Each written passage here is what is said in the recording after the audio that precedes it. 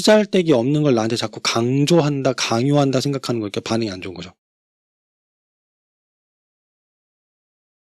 학원 포지셔닝에 대한 질문이네요. 질문이 좀 디테일합니다. 좀 살펴보도록 할게요. 중고등 영수학원에 인수하셨습니다. 원생 영어 30, 수학 30 정도고요. 자, 기존 인수학생들은 학부모님은 공부를 싫어하지 않게 적당히 하면서 적당한 결과, 적당히 애매한 집단이 많네요. 근데 원장님 개인적인 생각은 초, 중등까지 그렇게 가능할지 몰라도 고등부에선 저게 안 되는데 어떡하느냐. 일단 이게 1차 고민입니다. 또 하나 이제 좋았던 점은 바로 아래층에 아이들이 공부하는 초등관 학습관이 있답니다. 초등학원이 있고 그 초등학원 원장님과의 신뢰가 두터워서 그 초등학원에서 아이들이 공부하고 자연스럽게 이쪽 학원으로 넘어온다라는 거죠. 이거는 굉장히 좋은 효과네요. 학생이 이제 넘어오게 되는 좋은 학원이 있으니까 요거는 이제 이런 관계를 계속 유지해 가시면 좋을 텐데 그러다 보니까 감사한 일이긴 하나 또 고민하시는 게 수준에 맞는 결과물을 내야 할 텐데 요게 이제 또 고민점이세요. 기대에 부응해야 될 텐데 고민입니다. 자, 그래서 대비하고자 수업량을 추가 비용 받지 않고 늘려 진행했는데 오히려 불만이 커졌답니다. 원장님은 이제 와 수업을 더 시켜주는데 불만이 생긴다고 하셨던 거고 지난번 김동 원장님하고 실마리 때 들으셨던 것 같아요. 그래서 메이크업 과정, 이게 메이크업 과정에 대해서 모르시는 분들 한번 설명을 드리면 뭐였냐면 그거였어요. 진짜 이제 기초가 부족한 아이들 있잖아요. 기초가 부족한 아이들을 대상으로 특별반을 만들어서 원장님이 직접 혹은 헤드티처가 직접 좀 경력이 많은 사람들이 직접 이제 그 아이들을 관리하는 그런 메이크업 과정을 들이댔더니 중3인데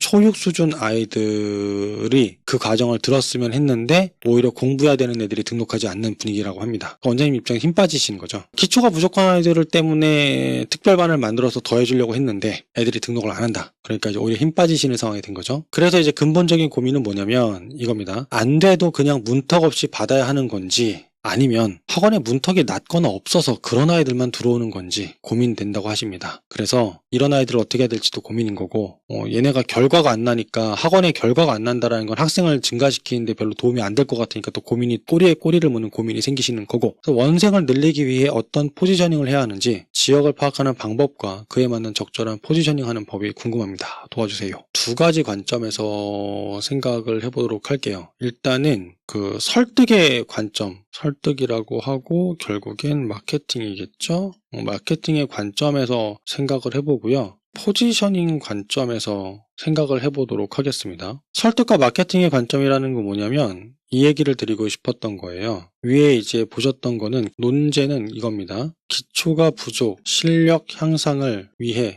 무언가 더 주려고 했는데 상대방은 관심 없음, 힘 빠지는 상황. 이 상황에 대해서 우리가 얘기를 해보려고 마케팅의 관점이라고 말씀을 드리는데 자, 메이크업 과정을 만드시던 추가 수업을 만드시던 다 좋습니다. 좋은데 고등학교 가면 저렇게 해서 공부 안 되잖아요. 걱정이 태산입니다 라고 생각하시는 이유가 있어요. 왜냐? 이거는 원장님이 보고 아는 미래를 학부모와 학생은 알지 못합니다. 그렇기 때문에 원장님만큼 다급하지 않아요. 그게 첫 번째 문제예요. 모르는 사람한테 미래가 이렇게 불안합니다라는 얘기를 계속 해봤자 의미가 없죠. 그래서 만약에 메이크업 과정을 하시던 어떤 것들을 하시던 필요한 게 뭐냐면 상대방이 받아들일 수 있는 사전 준비를 한 다음에야 설득이 가능합니다. 사전 준비를 뭘 해야 될까요? 그런 사전 준비를 한다면 예를 들면 이제 일단 가장 필요한 건 이제 1대1 상담이죠. 그 다음에 학부모 간담회, 그 다음에 대단위로 하게 되는 설명회 이런 것들이 있고요. 그 다음에 원장님이 원하는 것들을 갖다가 글을 꾸준히 쓰셔서 블로그에 이제 칼럼을 쓴다라든가 이런 식으로 이 사람들이 그 미래를 불안한 미래를 볼 수 있도록 하는 방법이 필요합니다. 즉 분위기 형성을 해야 돼요. 분위기 형성을. 예를 들면 요새 제가 느끼는 건데 그런 거예요. 지금도 두꺼운 니트를 입고 있는데 옷이 점점 얇아지는 상황들이 오게 됩니다. 그러다 보니까 와 이제 옷이 얇아지네?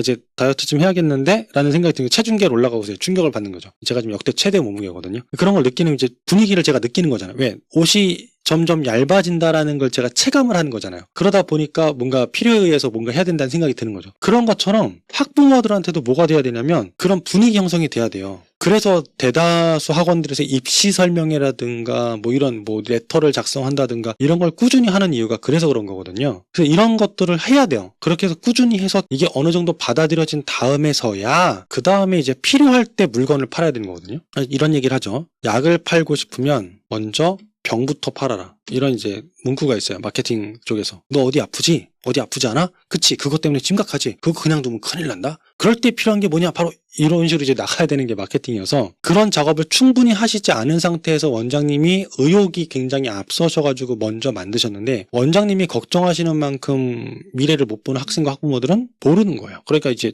의미가 없다 생각하고 쓰잘데기 없는 걸 나한테 자꾸 강조한다, 강요한다 생각하는 거니까 반응이 안 좋은 거죠. 그래서 이게 중요한 게 뭐냐면, 당신들한테 꼭 필요한 거고 꼭 필요한 걸 내가 진짜 해주고 싶어서 이렇게 하는 거예요 라고 얘기를 하셔야지 원장님도 그러니까 힘이 덜 빠집니다. 진짜 열심히 준비하셨는데 반응이 안 좋으면 힘 빠지잖아요. 근데 준비한 걸 공개하기 전에 그거를 사람들이 알아볼 수 있는 눈을 길러주시는 작업을 먼저 해주셔야 돼요. 그래서 시기가 맞아야지만 됩니다. 그래서 여태까지 그 작업을 안 하셨다면 그 작업을 하셨으면 좋겠고, 그 작업을 하시는 과정이 바로 마케팅의 일환이 됩니다. 학원의 어떤 색깔, 느낌을 갖게 만드는 장치들이 되니까요. 만약에 원장님이 지금 기초를 다져놔야 고등학교 때 뭐뭐가 된다라는 그런 것들을 원장님이 여태까지 가르쳐본 학생들 왜 그렇게 되는지 수치와 자료와 여러 가지 것들로 이제 증명을 하고 보여주시고 설명을 한다라면, 와, 저기는 저런 생각을 해주고 애들한테 저런 걸 준비시켜주기 위해서 노력하는 곳이구나 라고 원장님이 계속 말씀하시는 그 한 목소리의 이야기가 학부모님한테 닿게 되는 순간이 오거든요. 그렇게 되면은 그때부터 이제 학원이 포지셔닝이 되는 거예요. 그렇게 되면 그런 것에 관심 있는 부모님들이 이제 또 찾아오시는 결과가 나오게 되죠. 그러니까 이런 것들을 해보시는 게 필요합니다. 그럼 포지셔닝의 관점에서 생각해보면, 포지셔닝이라고만 찾아보셔도 여러 가지 방법이 있더라고요. 뭐 이제 STP 전략부터 해서 뭐 이제 4C 전략 뭐 여러 가지 나오는데, 포지셔닝을 할 때 제일 중요한 게 뭐냐면, 경영학 서적이나 이것저것 찾게 되면 다양한 전략들이 나오긴 하는데, 제일 중요했던 게 뭐냐면 결국에는 사람에 대한 관심과 배려가 가장 중요합니다. 무슨 얘기를 드리고 싶은 거냐면, 포지셔닝을 할 거면 분석이 필요한데, 첫 번째는 이제 경쟁자 분석을 하게 될 거고요. 그 다음에 나를 분석합니다. 라이벌을 분석하고 나를 분석합니다. 그 다음에 고객을 분석합니다. 세 가지를 한번 돌려봐야 돼요. 근데 이 중에서 가장 우선순위를 둔다라면 저는 고객 분석이 제일 중요하다고 생각하다 나에 대한 분석이 중요하다고 생각을 합니다. 그 다음에 경쟁자 분석하시면 좋고요. 근데 대다수는 경쟁자를 많이 분석을 하시고 경쟁자와 다른 걸 찾으려고 하시는데, 경쟁자와 다른 걸 찾을 때 제일 중요한 게 뭐냐면 경쟁자와 나와 다른 게 뭔지를 찾아야 돼요. 그러니까 나를 알아야 돼요. 나를. 지난번에 김동 원장님하고 얘기를 했었던 거에서도 학원마다 어떤 사이즈 학원이 적절한가라는 건 그 원장님의 성향이 어떤지를 우리가 알아본 다음에 결정한다고 말씀을 드렸는데, 원장님이 평상시 어떤 식으로 대화를 하시고 어떤 인간관계를 선호하시고 어떤 것에서 성취감을 느끼시고 어디까지 스트레스를 감내할 수 있고 뭐 이런 여러 가지 부분들, 이런 것들을 통해서 원장님 스스로에 대해서 이제 파악을 하시게 될 때 포지셔닝을 할 수 있는 가장 근본적인 게 나옵니다. 왜냐하면 포지셔닝이 중요한 게 아니라 그 포지셔닝을 확고하게 만드는 것도, 그러니까 유지하는 것도 중요하고, 그게 포지셔닝하는 과정이 쉬워야 돼요. 그러니까 내가 원래 가지고 있는 거를 가지고 하는 거라면 내 본질이니까 좀 쉽게 할 수 있겠죠. 근데 내가 갖지 않은 걸 가지고 얘기하려고 하면 어려워지는 상황이 발생을 해요. 억지로 만들어야 되니까. 그래서 나에 대한 분석이 굉장히 중요하십니다. 자, 그럼 고객 분석은 뭐냐면요, 이것저것 보시기보다는 이건 그냥 직접 나가서 최대한 많은 사람을 만나고 이야기를 들어보시는 게 중요합니다. 이때 보통 최소 30명 정도라고 얘기를 하세요. 그 정도가 되면 표본 집단이 나온다 뭐 이런 얘기가 있더라고요. 나에 대한 분석은 원장님 스스로가 본인의 경영 스타일, 학원 운영 스타일, 수업 스타일 여러 가지로 고민해 보셔야 되는데, 학원을 왜 하게 되셨는지에 대한 본질적인 생각부터 한번 시작을 해보시는 걸 저는 권장을 드려요. 경영자 분석을 하시려면 최소한 고객 분석, 나 분석, 경쟁자 분석을 하셔야 되는 걸 말씀을 드렸고요. 그리고 그런 부분들에 있어서 여러분이 이제 조금 고민해 보셨으면 좋겠어요. 그래서 포지셔닝의 첫 번째니까 그거를 조금 고민하고 가시면 어떨까 싶습니다. 이게 학원을 맨 처음 만드시게 되면 사실 잘하는 학생들이 학원을 이동하는 경우는 잘 없어요. 잘하는 친구들은 항상 마지막에 이동을 해요. 특히 인수하셨다라고 한다면 더더군다나 아직까지는 그런 과도기입니다. 이제 시작하는 친구들부터 어떻게 보면 할 수 있게 만드시고, 그렇게 원장님의 이제 색깔을 담아내기 시작하시고 간담회 상담 이런 것들을 원장님의 목소리를 내고 계시다 보면, 그러면 다니고 있던 아이들이 조금씩 실력이 상승하게 되고 그 동생들이 더 좋은 친구들 들어오게 되고 하면서 되는 거니까, 한 지역에서 자리를 잡아서 최상위권 아이들이 우리 학원에 온다라는 거는 시간이 꽤 걸리는 작업입니다. 그래서 그거를 좀 이겨낸다고 생각하시고 버텨가시면 어떨까라고 좀 조언을 드리고 싶습니다. 이 질문은 일단 여기까지 다루도록 하겠습니다.